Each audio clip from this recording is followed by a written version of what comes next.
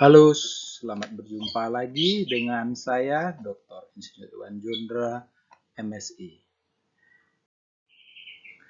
Peran EQ, IQ, EQ, SQ, CQ, dan EQ dalam perkembangan profesi. Ya, tentu bagi calon-calon profesional, hal ini menjadi sebuah hal yang penting. Ya, apa yang harus kita lakukan untuk menjadi seorang profesional yang memiliki kompetensi yang dapat dibanggakan. Sebagai seorang entrepreneur, sebagai seorang wirausaha, ya, ini kita harus tahu, kita harus ada di mana, ya, apa yang harus kita kembangkan, ya, dengan memahami semua kecerdasan-kecerdasan yang kita miliki, ya. Jadi orang-orang cerdas itu dia akan memiliki target hidup yang sangat dinamis, ya. Ini ya, ilmuwan murni ya selama jadi ilmuwan. Ini Prof. Habibie dengan EQ yang cukup tinggi ya, di samping sebagai seorang ilmuwan ya, beliau juga sempat menjadi seorang presiden itu ya.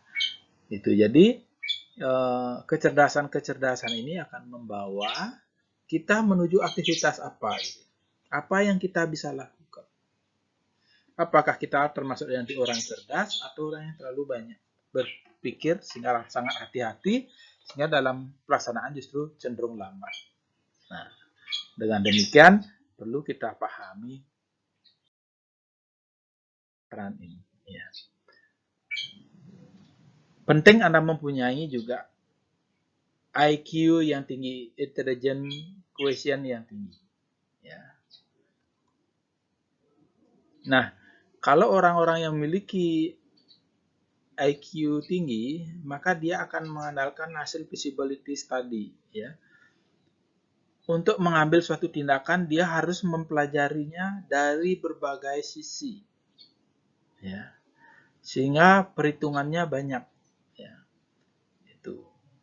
Berbagai disiplin ilmu dia harus mensupport hasil studinya sehingga membuat dia itu yakin.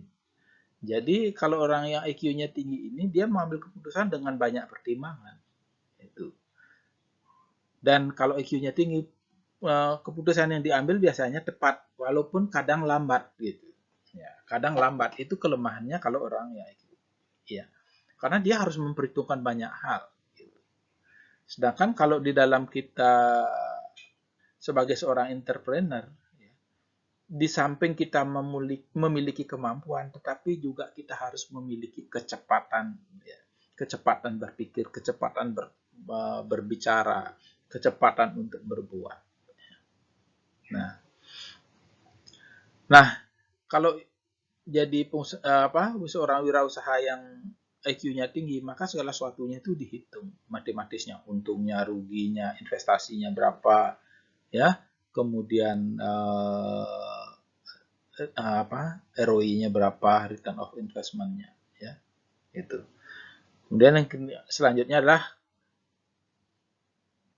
kemungkinan harus menguntungkan. Ya, namanya juga seorang wirausaha harus menguntungkan. Tetapi bagi orang yang EQ-nya tinggi, yuk dihitung betul keuntungannya berapa, datangnya dari mana, logikanya seperti apa, dan seterusnya. Ya.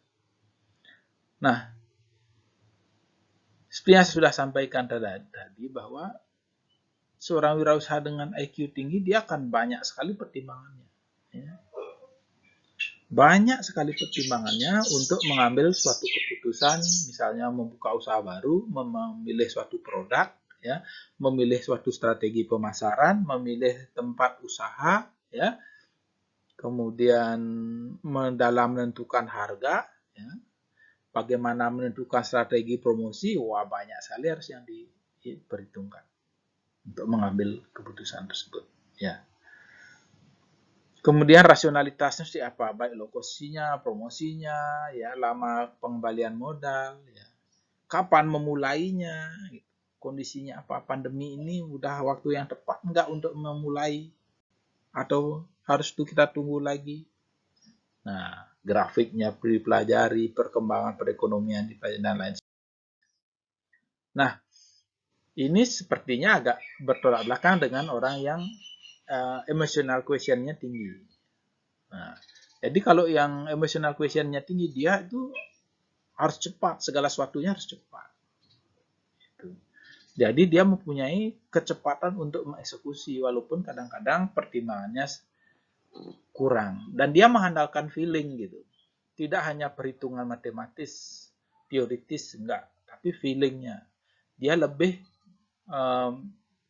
bercermin ke dalam hatinya. Apa kata hatinya? Itu yang dia akan eksekusi segera. Itu. Dan orang yang memiliki EQ ini orangnya selalu optimis gitu. Ya. Tidak ada sikap pikiran-pikiran pesimis ya.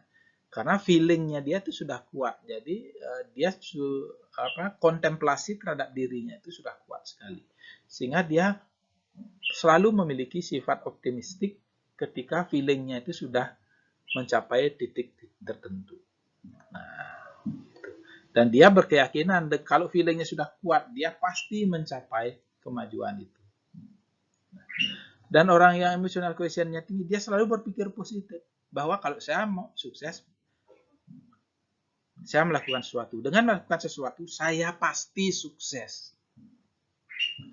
Dengan bekerja lebih baik, bekerja seoptimal mungkin, saya pasti sukses. Saya pasti memperoleh jabatan tertentu. Itu. Dan dia mengutamakan kepercayaan termasuk kepada orang profesional. Jadi tidak selalu dieksekusi sendiri. Ya. Jadi orang elektro mau jadi wirausaha, ngitung uangnya gimana caranya? Ya cari orang accounting. Ya, percayakan. Ngitung pajaknya cari orang konsultan pajak. Itu. Untuk menata bagaimana tenaga kerjaan supaya berfungsi dengan baik, dia cari konsultan di bidang sumber daya manusia gitu misalnya. Nah ini ya. Tidak membutuhkan waktu lama untuk menantikan peluang terbaik ya. Jadi semua waktu bagi orang memiliki emotional quotient tinggi ini adalah waktu terbaik itu. Semakin cepat semakin bagus. Cuma ada kelemahannya orang mempunyai emotional quotient tinggi ini, dia mudah terpengaruh karena dia percaya pada orang lain ya. Dia mengutamakan kepercayaan termasuk kepada orang profesional. Ketika orang yang profesional di bidang marketing mengatakan bahwa pemasaran sekarang ini harus online gitu ya, maka dia akan dengan mudah dengan online gitu. Padahal barang yang dia jual tidak bisa dilakukan penjualan secara online ya. Nah, bagaimana orang yang punya spiritual quotient yang tinggi? Ini hampir mirip dengan yang memiliki emotional quotient tinggi, tetapi dia tidak hanya ke dalam dirinya, tetapi dia kepada Tuhan juga, kepada orang lain juga.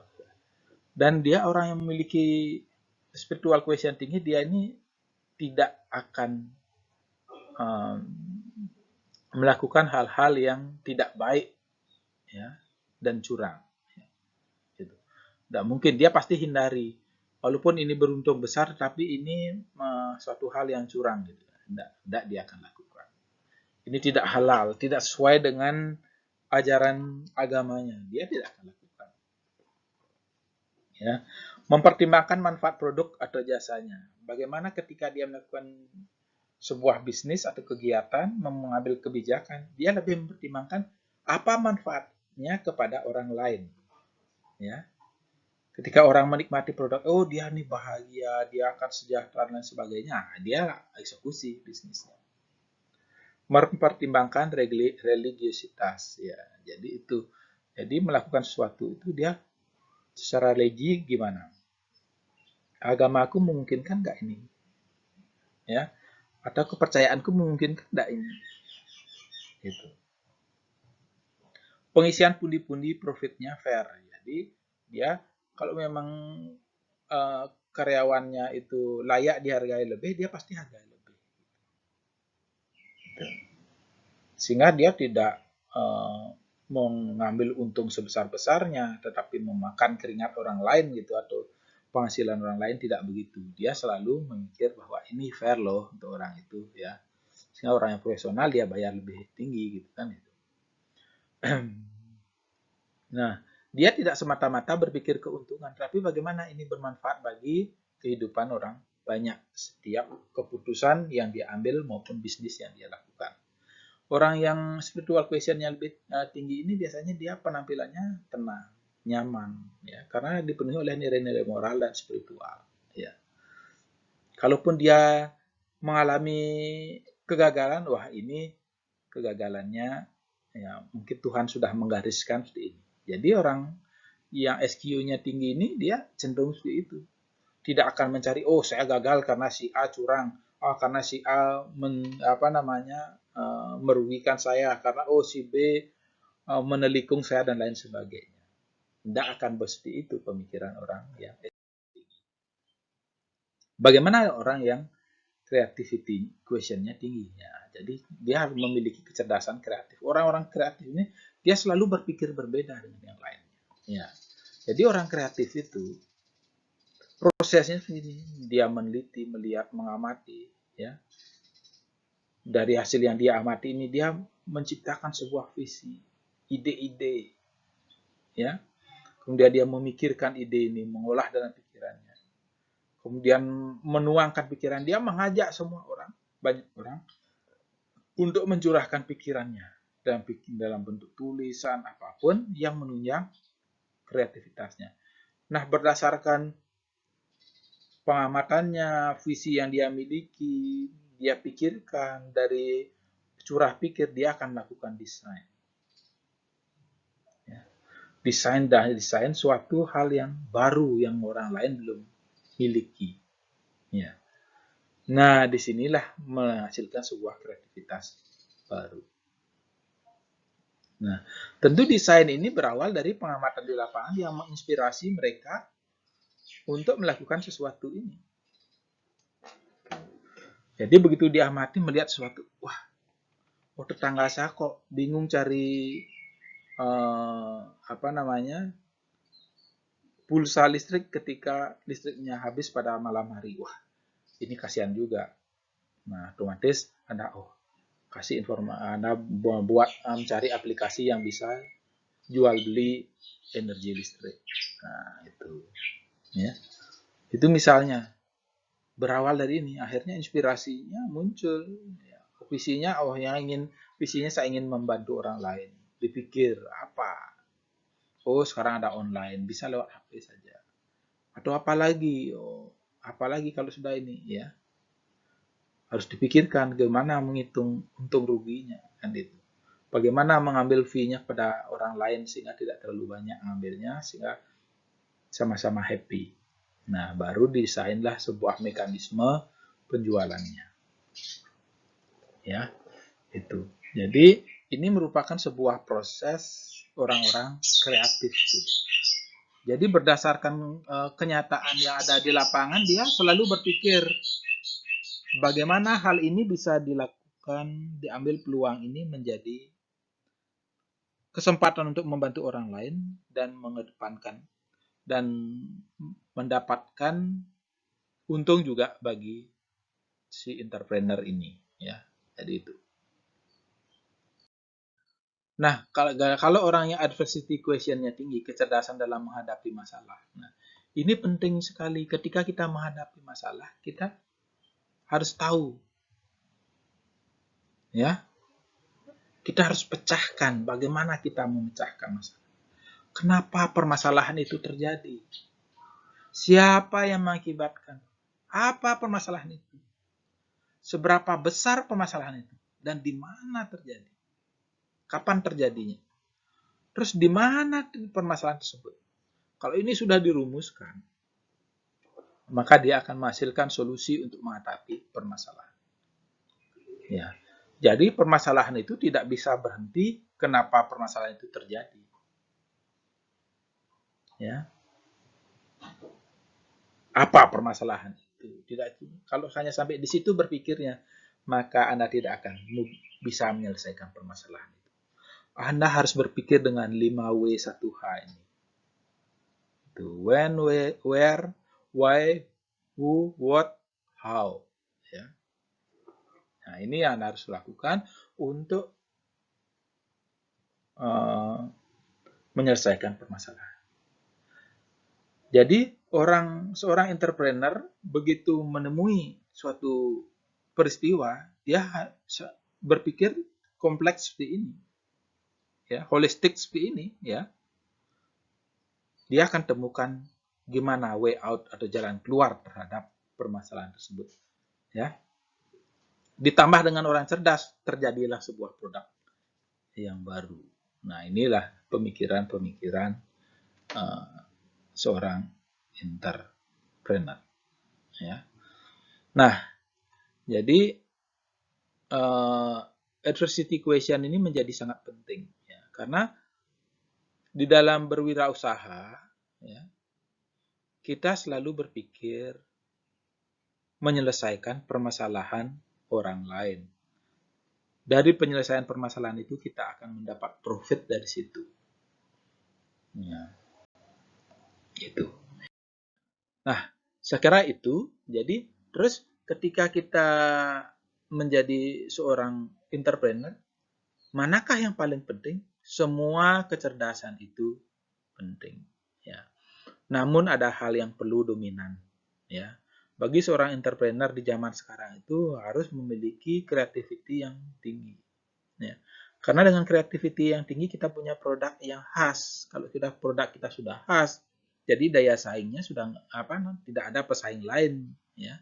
Untuk mencari produk itu ya mau tidak mau ke kita. Berapapun kita hargai ya orang pasti akan cari. Nah, itu keunggulannya kalau kecerdasannya tinggi. Bisa memberi harga setinggi-tingginya. Nah, tapi kalau begitu juga tidak bagus. Perlu juga ditambah spiritual questionnya. Ya, jadi jangan terlalu ngasih harga tinggi-tinggi. Yang penting orang lain juga happy menikmati ini. Saya kira itu. Terima kasih atas perhatiannya. Saya tutup dengan Pak Santi. Om Santi, Santi, Santi, Om.